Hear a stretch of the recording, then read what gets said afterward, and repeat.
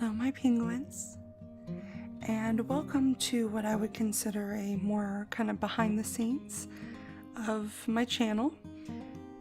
I'm going to be doing the ASMR 25 questions, which I saw a lot on Twitter, but I thought it would be kind of interesting to do this as an audio so that you can kind of learn a little bit about me as the artist, and also just about my channel in general. So just as a reminder, I know I've put on Twitter, but anyone who wants to get involved in the Light in the Dark project, I need those entries in by April 20th.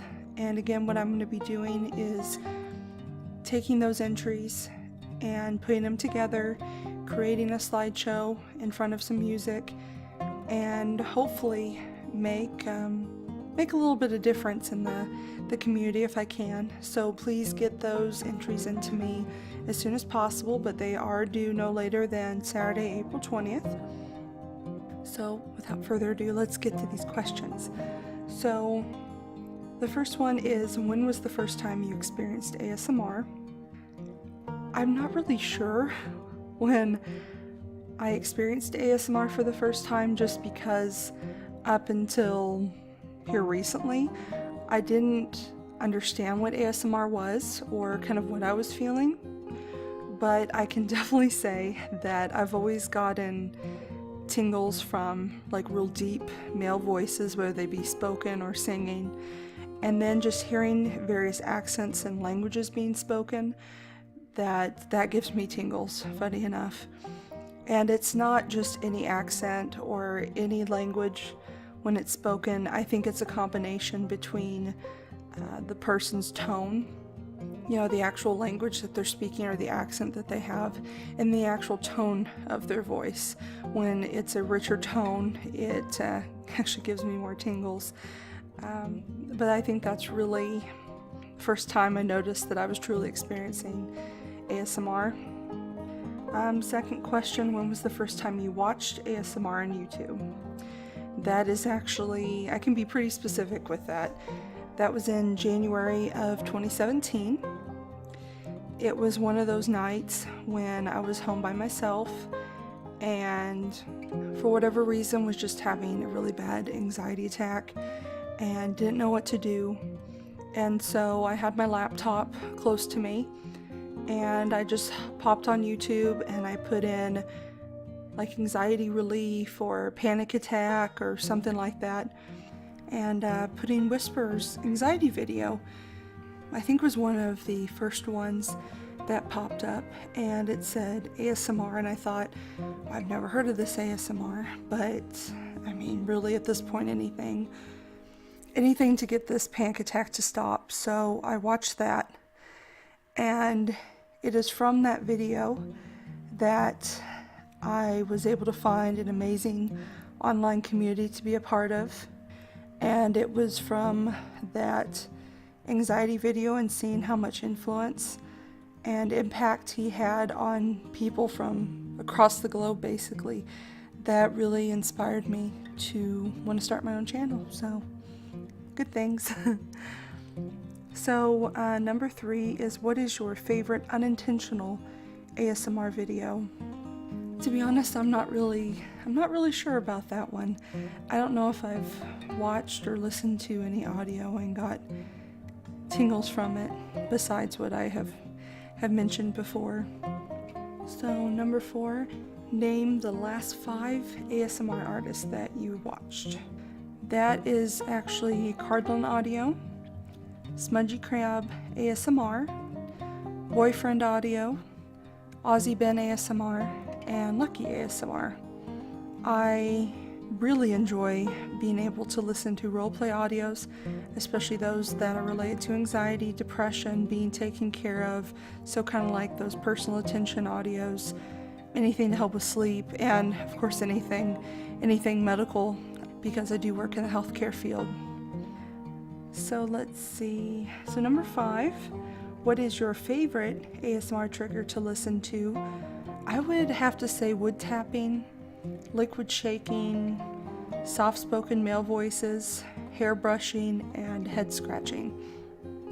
And I don't know if you all have noticed, but what I usually like to do is when I am doing a more traditional ASMR audio, I actually include trigger sounds that I enjoy. So I've done like the whole wood tapping and liquid shaking, hair brushing, head scratching, because it's basically like, well, if I enjoy it, I'm sure somebody else will. So a lot of times when I do traditional ASMR audios, I will include those sounds. Number 6, what is your least favorite trigger to listen to? Scratching. And it sounds strange because it said like head scratching, but scratching on wood or scratching on plastic, something like that, I'm not a real fan of. Tapping on plastic objects, not really my favorite. And then mouth sounds. So I'm not really the person that enjoys shushing, enjoys listening to people eat. And there's nothing wrong with any of those kind of trigger sounds, because I know some people enjoy them, but it's just not for me. It's just all personal preference. Number 7, do you use ASMR to relax or fall asleep? I would say I definitely listen to ASMR, well, especially roleplay audios, every night before I go to sleep. And it can be from one of the people that I mentioned before, or I just like I think anyone, you put in what you're looking for in the description and see kind of what pops up. I definitely personally am very partial to listening to male role plays, just because, well, I guess like male voices, because it seems to do more for me. Just I think the deeper, richer tones of the male voice helps me to relax a lot more than with the female voices, but that's just a personal preference. But I do listen to roleplay audios and some traditional ASMR when I'm getting ready to go to bed. I think I kind of answered this, but the next one is, what is your bedtime routine? That basically is, get all the essentials out of the way, brush my teeth, wash my face, make sure all the lights are off, except for, a light on in the kitchen, so I have a little bit of light, but just making sure everything is taken care of, and then just snuggling into bed and putting my earbuds in, listening to some YouTube and some music. Number 9, what is your favorite trigger to do? I kind of said it before, but really any of the trigger sounds that I like to do, that's going to be my favorite to do. And just doing soft-spoken affirmations. I think those are also really important, because I know that if I need to hear it, I'm sure there are other people that need to hear it. So 10, what is your least favorite trigger sound to do? Again, mouth sounds or shushing, not my favorite.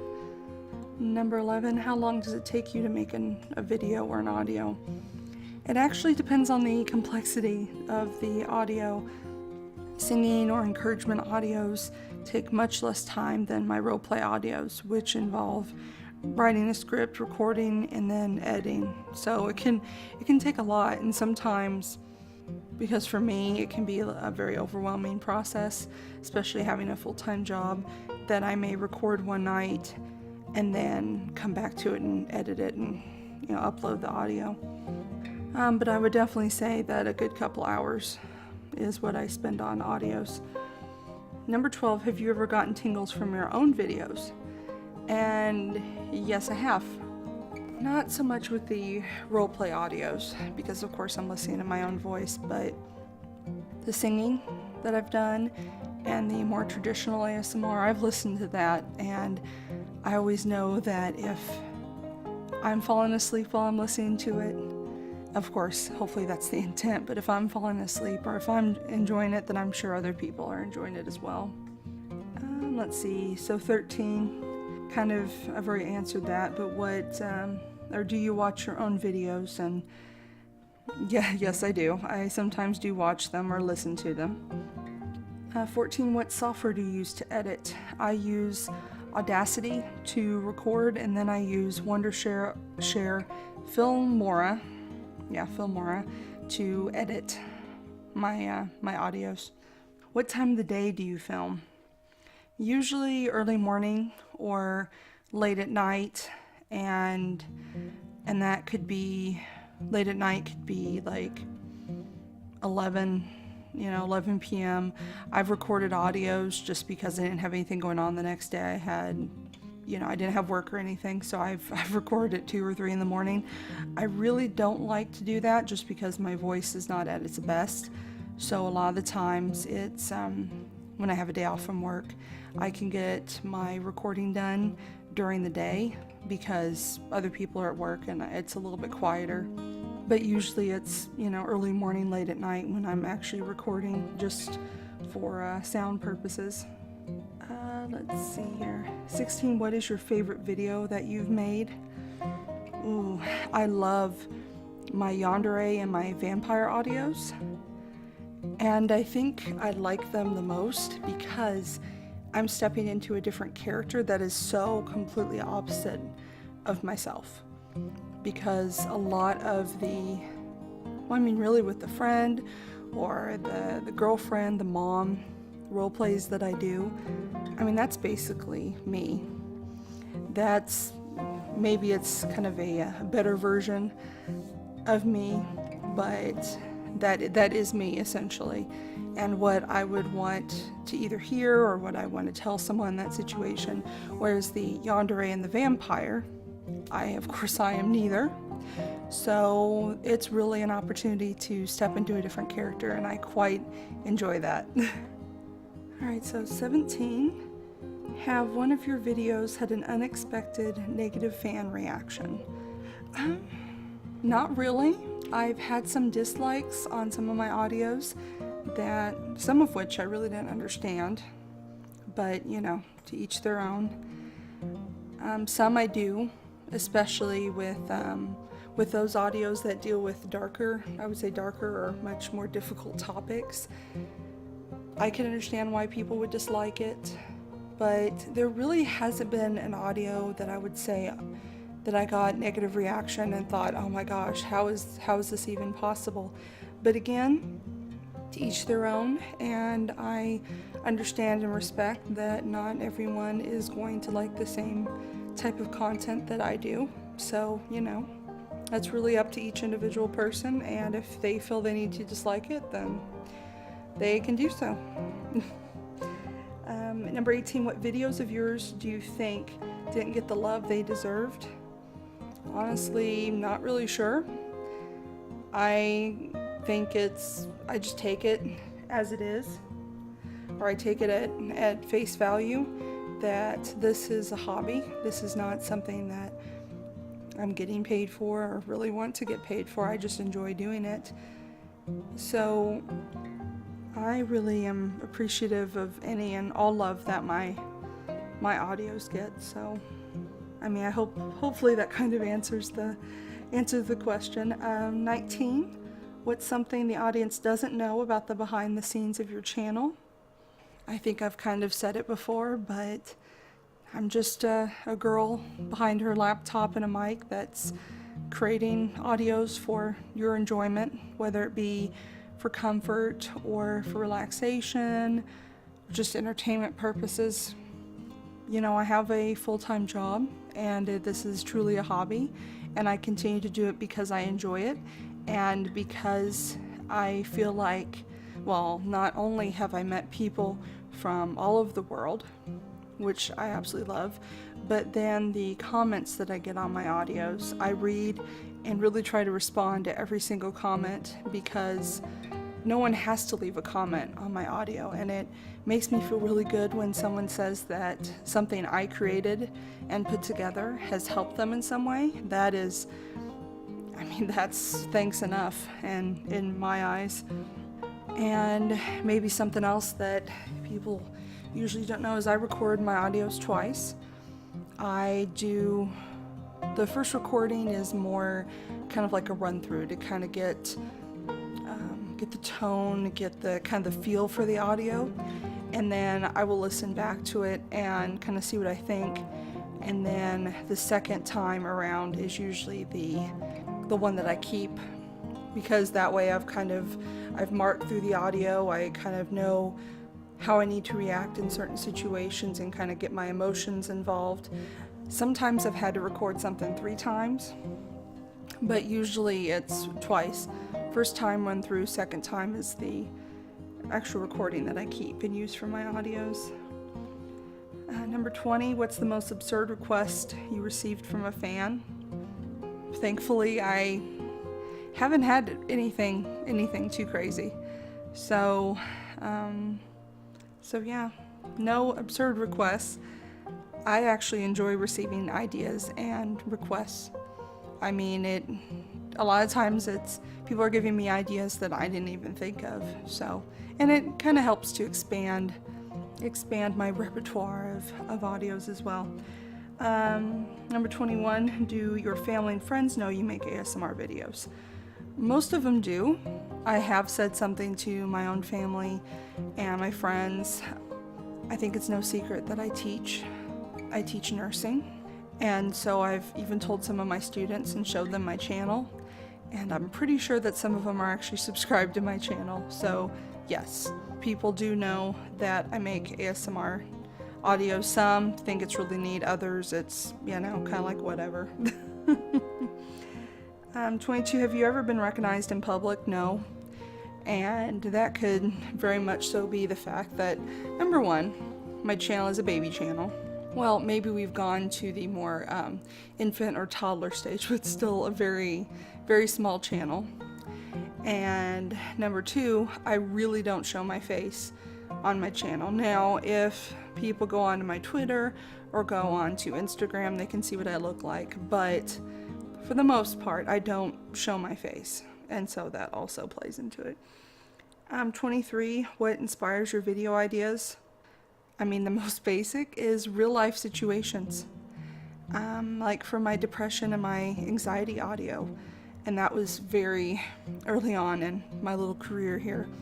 I basically create an audio of something that I would want, what would I want people to tell me? How would I want someone to approach the situation if I was in the middle of anxiety or a panic attack? What would I want somebody to tell me if I'm in the middle of a very bad depressive episode? A lot of my audios, I mean, of course, not the yandere or the vampire, things like that, but a lot of my audios legitimately come from real life situations or things that I'm either dealing with or have dealt with. So, and that also brings a sense of authenticity to my audios, because anytime that I'm creating something and I'm writing a script, I want to make sure that I am completely authentic and it doesn't sound like it's kind of put on, basically. So if I don't understand something very well, I try to either educate myself or I work with the person who has written the script for me to make sure that they like it. And anytime someone writes a script for me, I always send it to them for kind of their say-so, whether it's okay or not. I will never just upload and hope for the best. If it's someone else's work that I'm basically performing, I make sure they're okay with it before I upload it. Let's see, 24, where do you find yourself spending the most time online? Social media. So Discord, Twitter, Instagram, and of course YouTube. Last but not least, 25, what advice would you give to someone who wanted to make their own ASMR content? All right, biggest thing. If you haven't heard or really listened to anything I've said up to this point, this is the time to really listen. The biggest thing that I can tell someone who wants to do an ASMR channel is you have to be authentic to yourself. If you enjoy what you're doing, then your audience can sense that and will enjoy it too. And it never hurts to try something new. I can definitely say in some of the audios, because some of them do deal with a little bit darker of topics, I am so happy that I did that. Maybe at the time it was, I wouldn't say so much uncomfortable, but I was worried about how it would be received. But I am the type of person that, you know, those darker topics exist and people go through it all the time. And so not doing an audio on it or trying to ignore it is not helping the situation. So, but the biggest thing, you have to be authentic to yourself. Do not compare yourself to other artists. Everyone is on their own journey. And I am always on about quality over quantity of whether you call them subscribers, fans, of course, my wonderful penguins. Everyone is going to be different. Everyone approaches an idea differently. Everyone performs an audio or a video differently. You have to be authentic to yourself because the audience can tell if you're like annoyed with having to do this audio, or if you were in a rush to get it done. Audience can tell. So those are kind of the biggest things that I would say to an inspiring or aspiring ASMR artist. And just know that if anyone is wanting to do ASMR content, whether that be more traditional or roleplay audios, I am more than happy to do what I can to answer questions and help you along the way. I love doing collabs and getting involved in projects. So yeah, that is the 25 ASMR questions. I know this is a little bit longer of an audio, but you know, maybe you can leave this audio knowing a little bit more about myself and about my channel. I am working on a couple of roleplay audios, so I'll get those out to you all soon. But again, I hope you all enjoyed this, and remember, you are loved, you are worth it, and penguin hugs all around. Mwah.